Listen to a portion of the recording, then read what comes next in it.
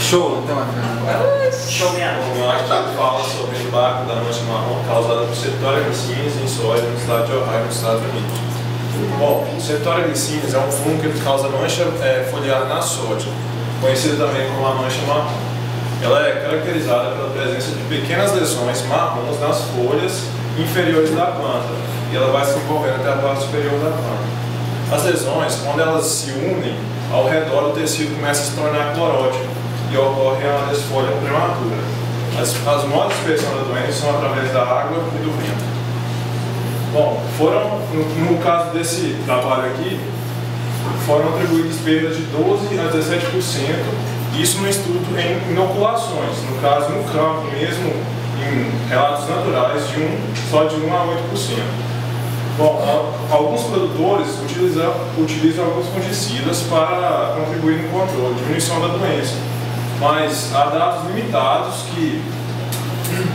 que não confirmam o rendimento desses fungicidas sobre novos cultivares que estão sendo lançados no mercado.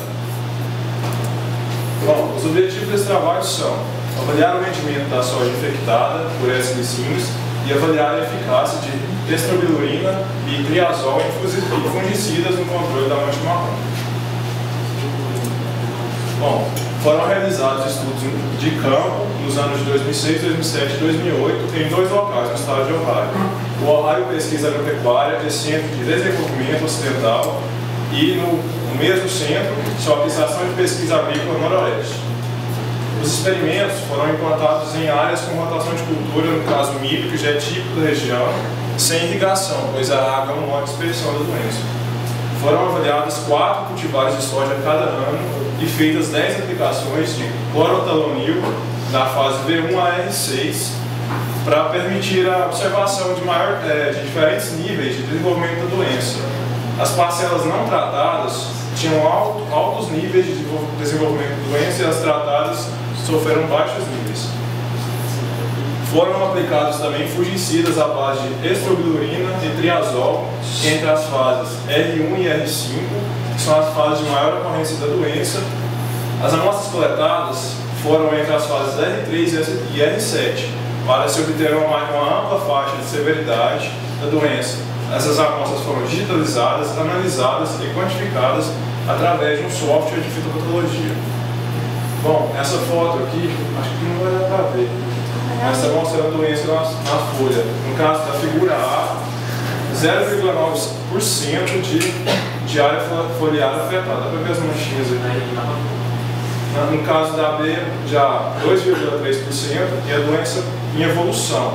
Aqui a gente pode ver, igual eu falei, ao redor das manchas, o tecido começou a se tornar mais clorótico. E aqui na figura F, estágio bem mais evoluído da doença, e no caso aqui já pode ter ocorrido a desfolha. Bom, no resultado, a doença se desenvolveu em todos os cultivares durante os 3 anos de estudo, em níveis relativamente baixos, variando de 1,7% a 21,2% de área foliar afetada.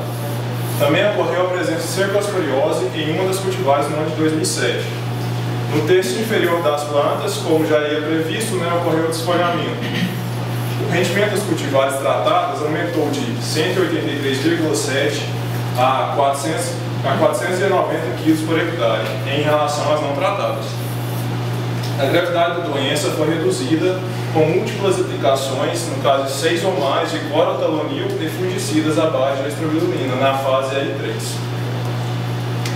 Bom, essa figura aqui está mostrando a área foliar da planta, mas com as aplicações aqui de 0 a 10, diminuiu bastante o patamar. No caso dessa daqui, ela expressou em algumas fases a resistência à doença.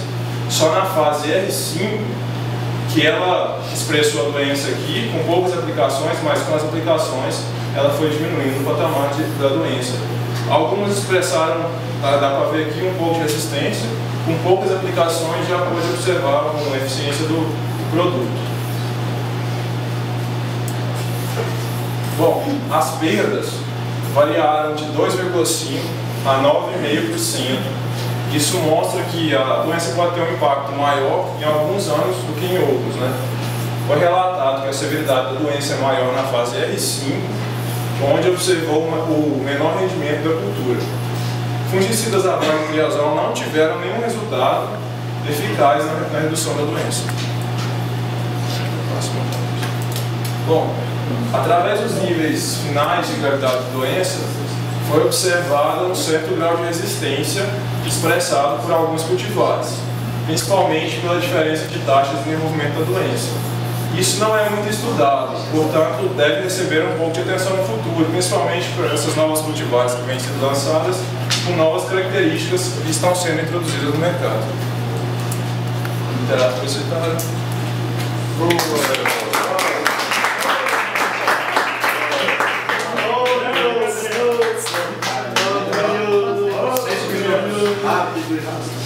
Rápido. 6 minutos.